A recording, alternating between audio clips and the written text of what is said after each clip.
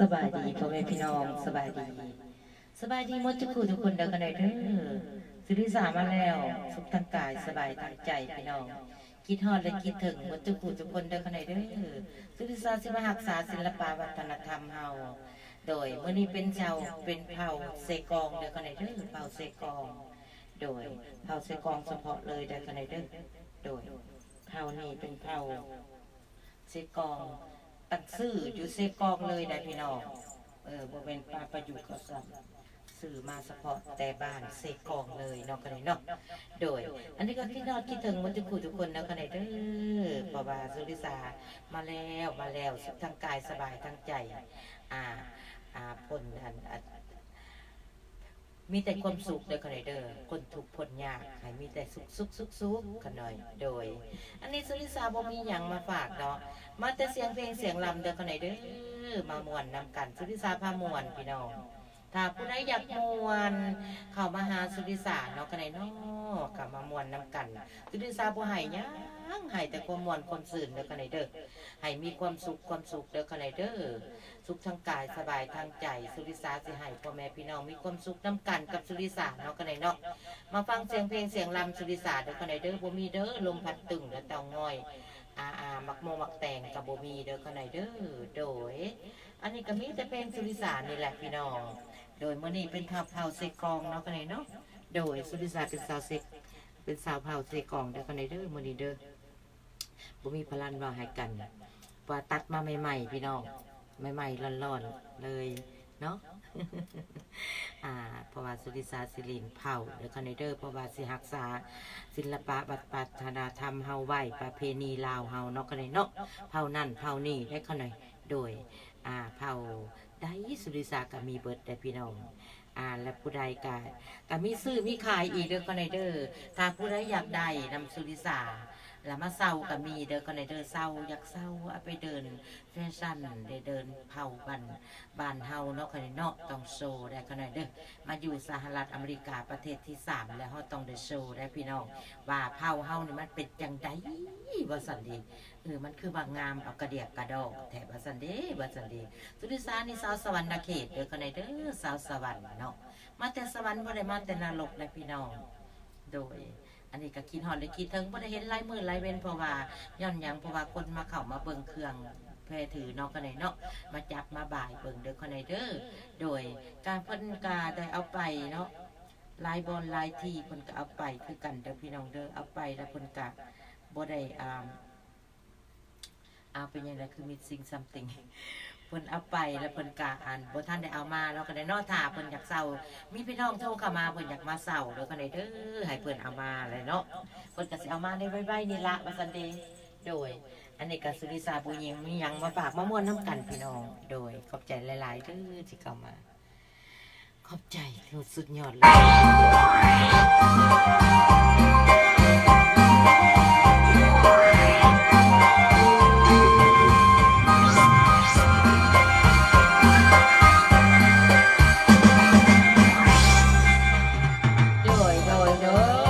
พี่น้องมาม่วนน้ำกันสุริสาเด้อกันเลยเด้อสุริสาพาม่วนพี่น้องทุกทางกายสบายทางใจเนาะกันเลยน้องสุริสากลับมาเป็นทีก็ได้สองสาวดาวข้างฟ้าสุธิสาปริญญาและสนาภาบุญล้อมพิกุลศรีแล้วแต่พ่อมาทำนั้นเยอะแล้วแต่พ่อมาทำศิลปินนักห้องหมอลำเสียงดีขวัญใจสองฝั่งของเซิร์นจับจองของตอนของฝากจากผลงานการสั่งสรรค์ที่การกองออกมาจากหัวใจในรูปแบบVCD และDVD มีทั้งเพลงทั้งล่ำมากมายหลายสุดพิเศษสุดยังมีหูปเงาเรื่องสาวเล่าบ้านนอกสอบหาสื่อผลงานของสองสาวดาวข้างฟ้าสุธิสาปริญญาและสนาภาบุญล้อมพิกุลศรีสอบถามตามแผงได้ทุกแห่งเด้อมือนี่โดยพี่น้องมาฝากกันเลย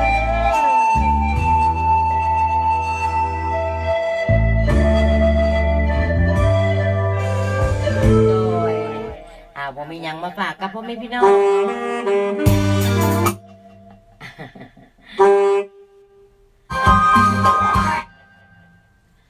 เอามาเขามอบให้เลยนะเด้อ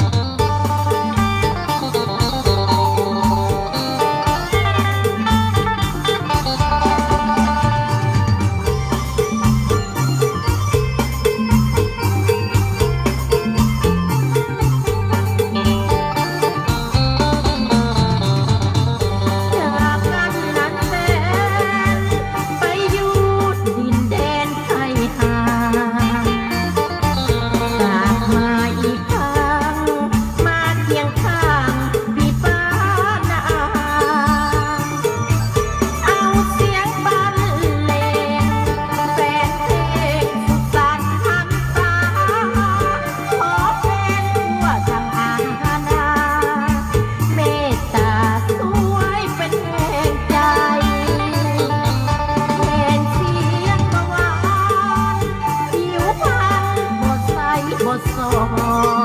งลีลาโบของขอเป็นพี่น้องบ้องตายยังหาคือเก่าสุ่มเจ้าสู่เฝ้าลืมไหลฟังมาพักถึงอาศัยแฟนๆจงได้สงสารสู่ที่สาปริญญาคนเดิมคนนี้ หมายฝากชีวิตให้มีไว้ในวงการหลายปีหักไส้ทั่วไปพับกล่อมในงานขอร่วมทำบุญทางทานสังสรรค์สัมพันธ์ทั่วหน้าก่อนบุญแฟนๆกันหนุนให้พร้อมพวงมาลัยรักษาไว้ในยิ่งผู้สาเสียงแฟนส่งยืนยงในใจเรื่อยมาชีวิตของสู่ที่สาขอสัญญาหักใจแฟนสู่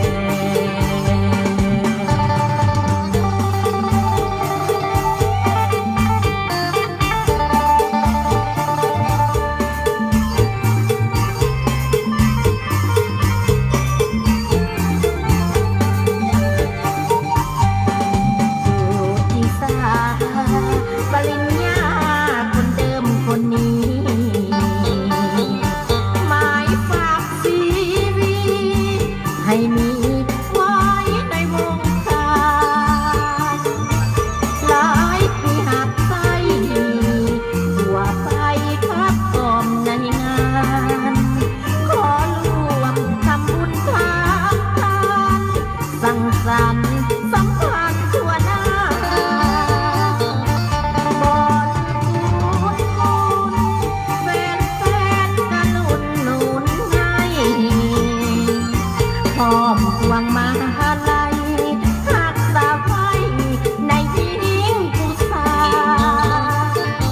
เสียงแฟนส่งยืนยงในใจเรื่อยมา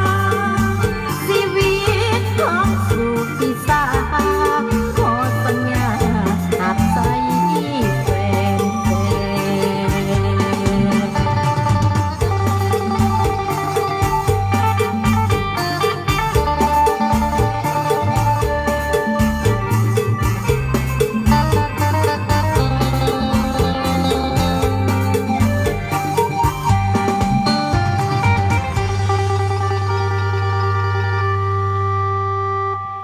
โดยพี่น้องสุริศาเป็นสาวใส่กองเลยคนไหนเด้อสาวใส่กองเน้องกันเลยเนาะก็ขอมอบให้ก็ขอแคบใจน้ำอาเจเด้ออาเจเด้ออาเจ โดยขอขอบใจเด้อเสือแดงๆเนาะกันเลยเนาะอ่านบ่เห็นเนี่ยคนไหนเด้อโดยจะให้สุริศอ่านนะอ่านเถอะแต่เข้ามาเป็นกำลังใจได้เนาะกันเลยเนาะโดยคันบ่มีกำลังใจจักหน่อยมันก็บ่ฮู้เนาะก็ต้องได้เลื่อนขึ้นเป็นคอมเมนต์ตลอดเด้อคนไหนเด้อ เพื่อกำลังใจสุริศาเพราะว่าสุริศาสิฝากเสียงเพลงเสียงรำไปให้พ่อแม่พี่น้องทุกๆคนเด้อคนไหนเด้อฮักกันแพงกันเด้อคนไหนเด้อฮักกันสุริศาขอฮักขอแพงเมื่อทุกมุมทุกแก่ทุกตัวมุมโลกเด้อคนไหนเด้อผู้ใดกระตามแล้วแต่แนวคิดของไผของเราคนคือกันแต่แต่งต่างแนวคิดเด้อคนไหนเด้อการเหตุการณ์อย่างกับบ่คือกันแม่นบอกอาเจนี่โอ้ยพี่น้องเอ้ยอาเจนะใจพระใจบุญใจเฮ็ดให้อยู่หมู่กินได้พี่น้องอันนี้ก็ของอาเจเพิ่นได้ถือมาแบบนั้นเพิ่นอยากเฮ็ดให้หมู่กินได้พี่น้องคือสุริศานี่คันได้งัวได้ข้าวนำเครื่องนุ่งแพรถือของที่ว่าเป็นประเพณีสุริศาก็ดีใจพี่น้อง อันนี้เป็นกำลังใจของเฮาเองเนาะกันเนาะที่ว่ามักอันใดก็เฮ็ดอันนั้นเด้อพี่น้องเด้อมักอันใดเฮ็ดโลดพี่น้องมันบ่ผิดกฎหมายก็เฮ็ดไปเลยเนาะกันเนาะคือจังซี่แหละสุริศาได้สร้างขึ้นตัวเองขึ้นมาเป็นนักร้องหมอลำมีอาชีพตัวเองเลยได้พี่น้อง บางคนก็อาจบ่ฮู้สุริสาสิเสนอเลยเนาะค่ะเนาะเพราะสุริสาจากไปพ่อแม่พี่น้องไปเพื่อว่าไปหาอาชีพของตัวเองว่าอยากเป็นนักร้องหมอลำการแสดงให้พี่น้องโดยสุริสาเป็นอย่างสั้นโดยกลับมาอเมริกาก็ได้ทำงานคือกันคือกันในเด้อค่ะว่าการทำงานไปแล้วก็เนาะเฮาก็อยากไปหาอาชีพใส่ตัวเองการแสดงบ่เป็นนักร้องหมอลำบ่แสดงละครบ่โดยสุริสาก็ได้เรียนมาคือจังสิได้เรียนมาแล้วก็ได้มาให้พ่อแม่พี่น้องฮู้เฮาเห็นคือเก่าบางคนบ่บอกเพิ่นก็บ่ฮู้เฮาเด้ว่าเฮาเป็นหยังทุกคนมันต้องมีเนาะของไฟของเราเนาะพี่น้องบางคนก็ยิบยักบางคนก็จังสั้นคืออาเจนี่เพิ่นเก่งเบิดเลยพี่น้องเฮ็ดอยู่เฮ็ดกินเก่งเบิดอาเจคือสาทำเกิดเพิ่นก็เป็นโฆษกเสียงหวานทางแคนาดาวิทยุกระจายเสียงเฮา20 ปีพี่น้องนั่นเพิ่นแสวงหาคือกันแม่นบอกพี่น้องคือสุริสาคือกันออกไปตั้งแต่93ไปเป็นนักร้องแล้วก็ได้เนาะโดยเพราะว่าหาอาชีพของตัวเองแต่ว่าจริงที่เฮามักแล้วก็ไหนเด้ออ่ะบ่มีพลันเว้าให้กันแล้วก็ไหนเด้อของไผของลาวพี่น้องโดยอันนี้ก็คือสุริสาเฮ็ดจังซี่เป็นหยังคือเฮ็ดมาจังซี่เพราะว่าสุริสามารักษาเผ่าไว้ได้พี่น้องมารักษาเผ่านั่นเผ่านี่สุริสาก็ปลื้มใจภูมิใจพอใจแล้วก็ไหนเด้อก็ได้เฮ็ดเป็นเผ่าแล้วแต่งตกแต่งออกมาโอ้ใส่หยังแน่เนาะเผ่านี่เฮ็ดจังได๋แน่เนาะเผ่าจังซี่หั่นน่ะตัวเองสุริสาจะเก็บมาใส่เองเนาะกันเนาะเพื่อว่าเผ่านี่มันเป็นจังใดเพื่อว่าสืบนอแพนแนวให้ลูกให้หลานขึ้นบ่หลานน้อยเป็นแบบดังแบบใส่แบบนะโดยสุริสาก็ที่จะจัดให้เนาะกันเนาะโดยถึงว่าสิเพิ่นต่างประเทศก็ตามได้นุ่งเข้าไปแล้วจะมันคือลาวคือเผ่าลูกได้พี่น้องโดยบ่แม่นว่าเผ่าอันบ่เป็นสิว่าโอ้เป็นคนต่างประเทศมานุ่งใส่โลดพี่น้องอันนี้เป็นความพอใจของคนที่อยากนุ่งเด้อคนไหนเด้อโดยขอบใจหลายๆเนาะเพราะว่าพี่น้องก็ได้มอบผ่ายไป1เสียงเพลงเนาะอันนี้เคียงข้างตลอดเด้อสุริสานะเคียงข้างพ่อแม่พี่น้องตลอดมาเนาะกันไหนเนาะโดยหักกันแพงกันเด้อกันไหนเด้อคอหักคอแพงเนาะโดย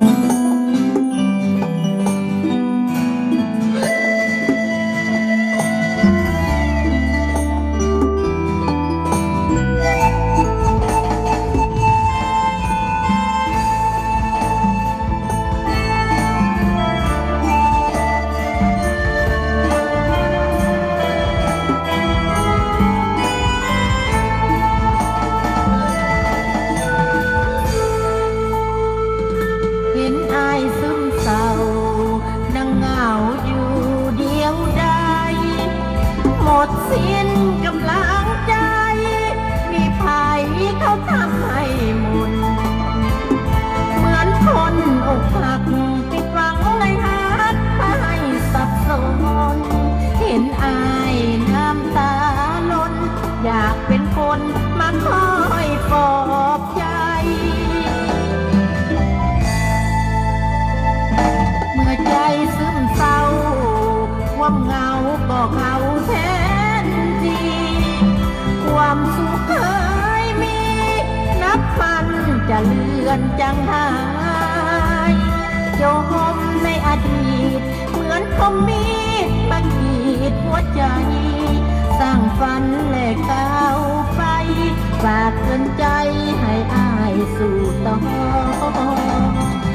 เคียงข้างเคียงอายด้วยหัวใจหักปัญหาอุปสรรคปล่อยวางทุกอย่างอย่าท้อล้มแล้วลุกไหมกำลังใจให้หนักแน่นพอสิ่งเดียวที่ขอถึงท้อเธอจะคอยส่วนหนึ่งของใจจะอยู่เคียงอ้ายตลอดถึงชีวิตจะดับหอดความจริงเป็นสิ่งล้อคอ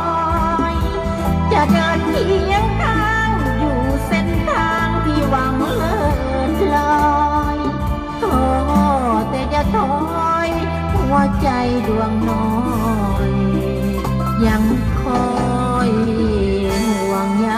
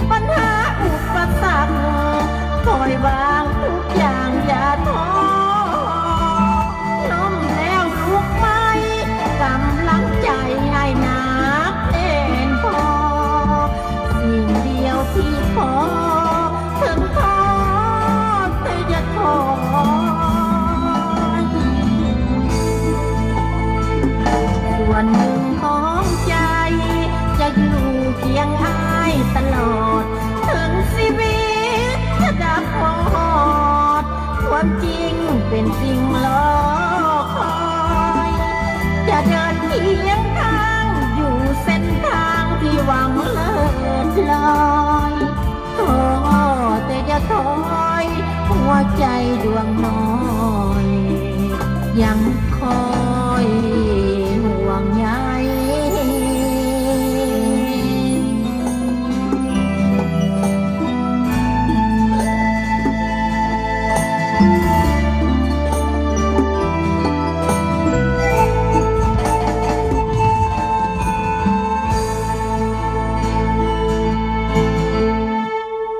โดยสุริสาเป็นสาวเซกองเด้อก่อนในเด้อวันนี้นะโดยก็ขอมอบลงไปเมื่อทุกมุมทุกเจสาวเซกองว่าสันนี้โดย โดยเพราะว่ามื้อนี้ก็มีมาดูหน่อยเนาะเพิ่นได้ว่าจะนุ่งแบบเผาเนาะกันเนาะเป็นสอดอยู่แบบเฮานุ่งเข้าไปในแบบในว่างว่าสันซะเนาะสอดเตี่ยวเลยกันในเด้อสอดไปคำบาบ่อีหยังการแล้วแต่เนาะกันในเนาะสุริสาสิออกแบบมาแบบนั้นเด้อกันในเด้อถ้าผู้ใดอยากได้ให้ลูกให้หลานเนาะกันในเนาะเราบ่ถือกับบ่แพงเด้อกันในของดีขายถูก โดยแม่ปทุมมาเข้าใจหลายๆโอ้ยสะออนเพิ่นได้สดใหม่เป็นยังได้ขี่ไปใส่แน่แหละเนาะสำบัดลูกสาวเพิ่นจะเป็นคำจะเป็นคูณได้พี่น้องซื้อรถให้แม่กับพ่อว่าซั่นเด้โอ้ยดีหลายเนาะกันเนาะโดยอันนี้ก็เป็นสิ่งอันดีเนาะพ่อแม่ก็อยากได้รถเพิ่นก็ซื้อให้โดยเพิ่นก็ฮู้จักได้ก็อยู่เมืองลาวมันก็ต้องได้มีรถเนาะกันเนาะแต่บ่มีรถก็คือบ่มีตีนมีขาเด้อคนไหนเด้ออยู่อเมริกาคือกันถ้าทุกคนต้องมีรถมีขาคนก็ได้หาคันได้พี่น้องอยู่เฮือนนี่นอกจากคือสุริสานี่บ่ไปใส่เนาะคนไหนเนาะก็บ่เป็นหยังได้คนไหนโดยรักษาผู้เฒ่าพี่น้องโดยเฮ็ดจะได้สันหักผู้เฒ่าได้สันเนาะบ่เบิ่งกันก็สิเบิ่งหยังก็ทำบุญไปเรื่อยๆนี่แหละพี่น้องอันใดมันก็เป็นของเฮาเฮาก็ต้องได้เบิ่งได้แยงเฮาเพราะว่าสุริสาเลี้ยงผู้เฒ่าเด้อคนไหนเด้อโดยได้ยกได้ย่อเป็นกำลังอกกำลังใจคือจังซี่เอาเพิ่นขึ้นโตขึ้นเตียงแล้วก็สุริสาก็ออกมาหาพ่อแม่พี่น้องได้บ่ได้แม่นว่าสิอันง่ายปันใดกับบ่เป็นหยังดอกเก่าอดเก่าเงื่อนก็สิได้ทอนคำพี่น้องพี่น้องสิ่งที่เฮาอยากเฮ็ดลางคนก็เอาบ่ได้พี่น้องสุริสาเอาได้เนาะกันเนาะอันนี้เฮาก็ต้องมีน้ำจิตน้ำใจเวียกงานบ่มีก็สิเฮ็ดหยังได้พี่น้องกันบ่รักษากันบ่เบิ่งแย่งกันเนาะกันเนาะคือสุริสานี่บ่ไปก็ได้เด้อกันเด้อไปด้วยความสะดวกจังไปบ่สะดวกบ่ไปพี่น้องไปทำบุญคือกันมันก็บ่ได้บุญคือเก่าถ้าบ่ได้สะดวกในจิตในใจเราก็ต้องไปพี่น้องโดยสุริสาสิมีสเกจโจได้พี่น้องบ่แม่นสิวันได้วันไปโลดได้โดยเอาจังสั่นได้เพราะว่าสุริสาสิได้เฮ็ดให้ตัวเองมีสบายใจเนาะก็ได้เนาะถ้าเฮาบ่เฮ็ดเฮาเองเฮาก็บ่ฮู้จักได้พี่น้องเฮาต้องเฮ็ดให้เฮาเองเด้อก็ได้เด้อบ่มีไผมาเฮ็ดให้เฮาเด้อก็ได้เด้อการสบายบ่สบายบ่ทุกอย่างพี่น้องบ่มีไผเฮ็ดให้เฮาดีดอกเฮาเฮ็ดเฮาเองพี่น้องอยากดีก็เฮ็ดเอาอยากชั่วก็เฮ็ดเอาเองเฮานี่ล่ะพี่น้องโดยกะจังหวะเนาะแม่ปทุมมาโดยแม่ปทุมมาเพิ่นก็มีบุญหลายสายยาวลูกก็มาสื่อโลดไทยสปรายเลยก็ได้ดีใจนำเด้อแม่เด้องานนี้แหละเพิ่นก็ได้เว้าเรื่องแต่สุริสาออกมามีแต่จิตกับบุญเด้อคนไหนเด้อเพิ่นเว้าออกมาก็บุญได้เว้าออกมามีแต่บุญสุริสาจังสั่นสุริสาจังสิบัดเมื่อพุทธเพิ่นว่าได้รถมาลูกสาวไปซื้อให้ว่าซั่นเห็นบอกพี่น้องของจริงเด้พี่น้องของจริงเฮาบ่ต้องเว้าแล้วมันบ่ดีเนาะมันบ่ดีมันเข้าเฮาได้พี่น้องโดยอันนี้ว่าแต่คนที่ดีพี่น้องเฮาก็ดีนำเฮาก็เว้าดีเนาะก็ได้เนาะเอาไปบ่ได้ไปด่าไปเนาะโดยขอมักผู้เฒ่าเด้อพี่น้องเด้อสุริสาก็มักผู้เฒ่าและเลี้ยงผู้เฒ่าอยู่คู่มือนี่ก็ได้โดยขอบใจหลายๆไอ้แฟนเฮาก็จักไปสิได้อ้ายก็จะได้ไปขี่รถไฟว่าซั่นเด้ป๊าดโตมาแล้วบ่เนาะมาแล้วบ่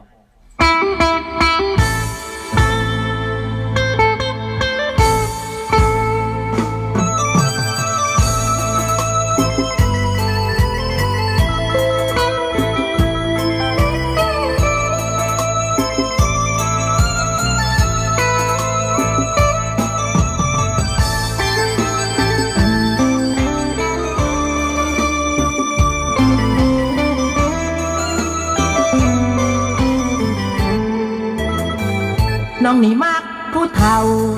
เว้ามาข่อยบ่อยากอายผู้เฒ่านั้นมีเงินหลายเป็นที่หมายตาผู้สาวบ่มีความหล่อแต่ขอมีเงินก็เอาบ่คือผู้บ่าวความหล่อมันกินบ่ได้ผู้สาวรุ่นใหม่เดี๋ยวนี้เขาใส่เงินหลายน้องอยากสบายเลยมากับผู้เฒ่าแต่งตัวอวดกันบ่ต้องย่านผู้ใดสิเว้าผู้เฒ่าบ่คือผู้บ่าวเขาเว้าหักคอยอีหลีลงทุ่งกะสร้างหัวลานน้องกะว่าลอเฒ่าสำอีพอคนน้องกะบ่ตีขอให้มีเงินอยากได้หยังก็ได้ทันทีทุกยากบ่มีใจดีมีเงินให้ใส่น้องนี่มักผู้เฒ่ามันเล่าใจกว่าผู้บ่าวถือใจสาวๆซื้อรถซื้อคำให้ใส่หัวงอกกะสร้างขอให้ใส่คำเส้นใยอยากได้หยังซื้อให้พระพองตามใจให้อายทุกอย่าง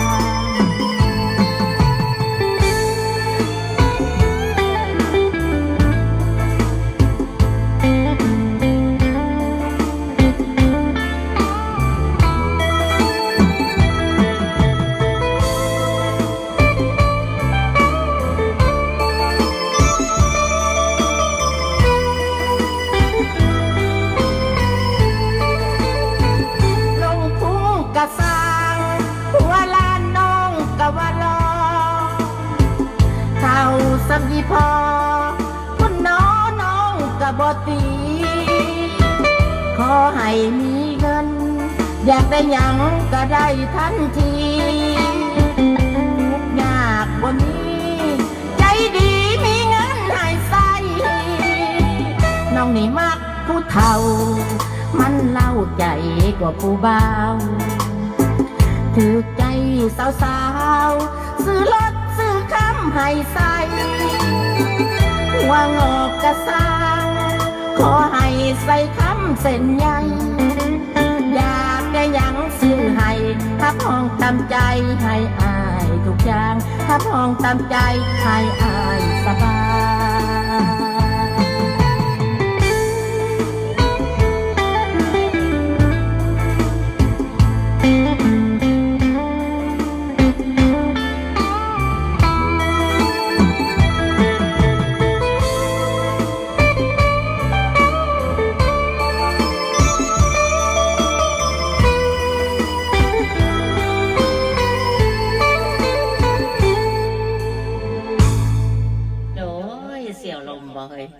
สบายดีเลยสบายดีเสียวหวาจักไปใส่เสียวหวาก็ได้เสียวหวาเขากระโบเป็นดอกเลยวันสันเดย์มื้อนี้ก็โทรหาเนาะได้ยินว่าเสียวคำเพิ่นบ่สบายวันสันเดย์โอ้ยอีต้นศาสตร์เนาะเฮ้ยเนาะวันสันเดย์อันนี้แหละเฒ่าแก่คือมาแล้วก็ต้องหักสมรักษาตัวเองให้เทคแคร์ตัวเองแน่วันสันเดย์ลางเทื่อกับคนอยากได้แต่เงินมุกพี่น้องบ่เบิ่งตัวเองบัดโซมาได้เอาเงินไปไว้ใส่พี่น้องโดยคือสุริสานี่แบ่งปันไปกันหน่อยเด้อโดยแบ่งปันรักษาตัวเองแน่รักษาผู้เฒ่าแน่รักษาหลายๆคนเนาะรักษาลูกหาหลานนำแน่ได้พี่น้องเพราะว่าหักไปเรื่อยๆบุญกสิมาคำเขาเอง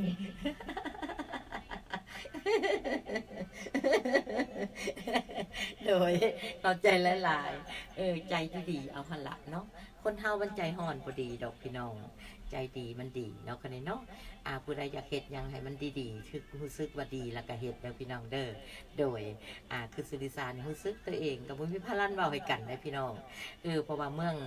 งอเมริกาพอแห้งเนาะพี่น้องโลกออนไลน์เนาะโลกโซเชียลเด้อคนไหนเด้อบ่มีวันเว้าให้กันว่าซั่นเด้โดยอันใดมันก็ดีไปเบิดนั่นแหละดีของไผของลาวเด้อคนไหนเด้อคนคือกันแต่จิตใจต่างกันเนาะคนนี้เนาะก็บ่เป็นหยังให้มันต่างไปเรื่อยๆมันจังเจริญเด้อ คนเด้อลาวเฮ็ดลาวใส่ลาวได้เราเจริญบ่แม่นสิคือกันไปเบิดบ่คือพี่น้องบ่คือบ่ให้คืออีกต่างๆกันไปเดี๋ยวคนเด้อคือสุทธิสารนี่เป็นแบบนี้คืออันนั้นเสียลมเป็นแบบนั้นคืออันนั้นอันวัสนาเป็นแบบนี้คืออาเจเป็นจังสี่พี่น้องบ่คือกันมันกะสวยกันน้องหูหนึ่งเอื้อยหูสองเนาะพี่น้องลางเทื่อก็น้องหูสองเอื้อยหูหนึ่งก็ยังดีแต่พี่น้องก็บ่เป็นหยังเดี๋ยวกันไหนเด้อสิว่าแต่เอื้อยหูก็บ่แม่นได้พี่น้องลางเทื่อเอื้อยบ่หูก็มีน้องหูหลายกว่าเอื้อยก็มีได้พี่น้องบ่มีพลันร้องให้กันได้พี่น้องบางคนน่ะโอ้ยข่อยเป็นเอื้อยจะได้ข่อยหูบ่พี่น้องบ่ความคิดมันบ่คือกันบางคนก็โอ้ยข่อยนี่เนื้อก้นเจ้าได้บ่พี่น้องบ่ทุกคนก็มีของไผของลาวทุกคนก็มีดีคือกันเบิดทุกคนเนาะพี่น้องเนาะแม่นบ่แก้วอุดรจักไปใส่มื้อนี้ก็ได้แก้วอุดรเด้อเฮ็ดหยังกินเนาะมื้อนี้เนาะพันบ่วยกินจูบหอยจุดพี่น้องอยากเด้ว่าซั่นนี่เป็นตาแซ่บแต่พี่น้องหอยก็จักเพิ่นเอามาใส่คือบ่ได้ไปเมืองลาวพี่น้องอยู่นี่ก็มีเนาะหอยเนาะพี่น้องเนาะมีเบิดได้พี่น้อง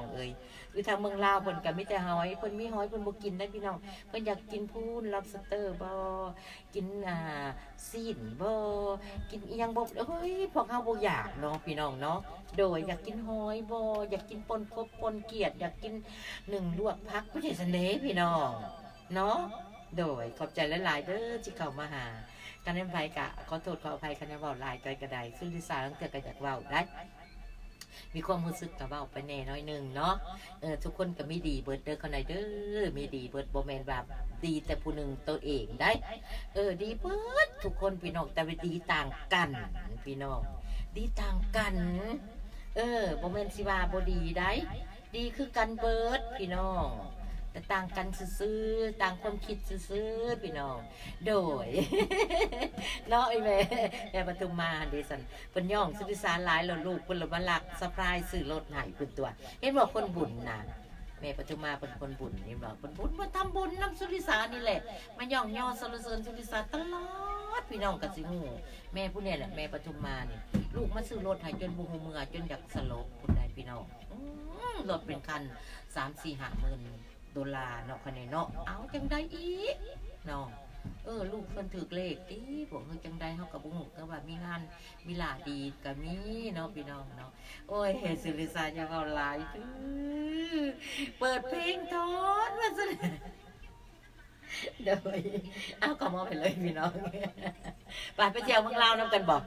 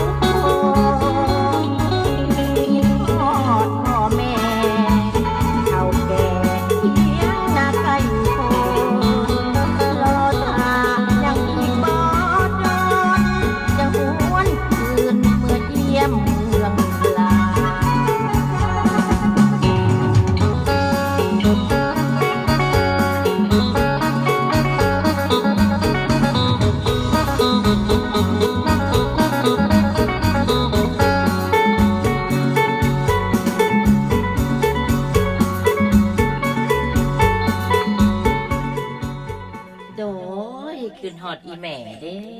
อีแม่นะโดยแม่สุริสาลอยปลายปีเลยเด้อคนไหนเด้อสุริสากะอาจสีมีอาจเลยคนไหนเด้อ โดยเพิ่นลอยปลายปีแล้ว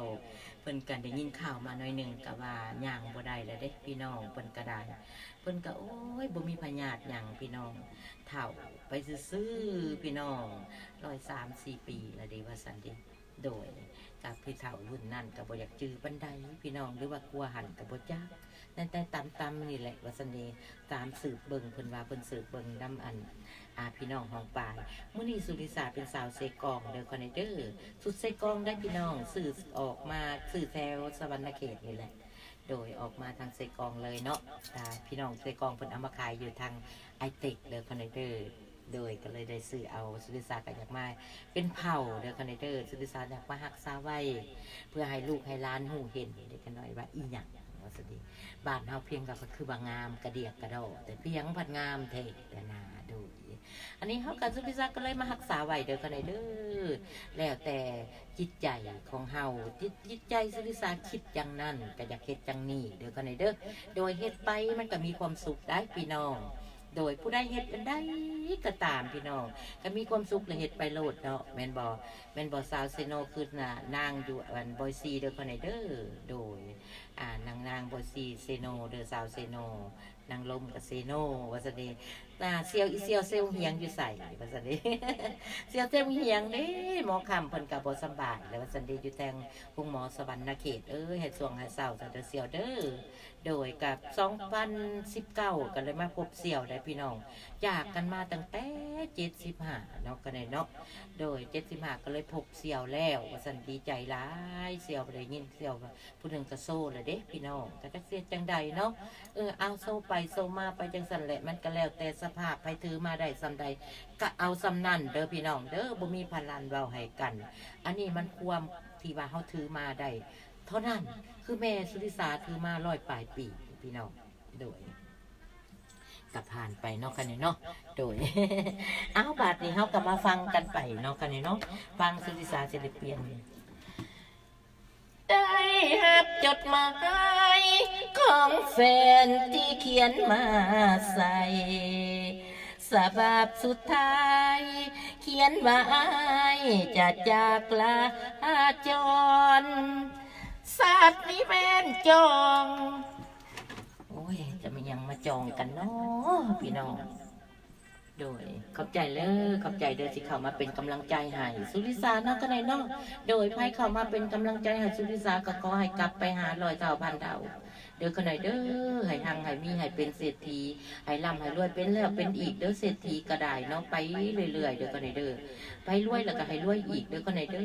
อผู้ใดเป็นเศรษฐีก็ให้เป็นอีกเนาะก็ได้เนาะโดยอันนี้ก็ขอมอบไปเนาะก็ได้เนาะโดยเพราะว่าอเนกามาฟังเนาะก็ได้เนาะเพิ่นว่าสุริศา15ม่วงพี่น้องมื้อนี้ก็จักอันนึงตุกไปใส่เนาะก็ได้เนาะโดยก็มอบไปเลยเด้อก็ได้เด้อ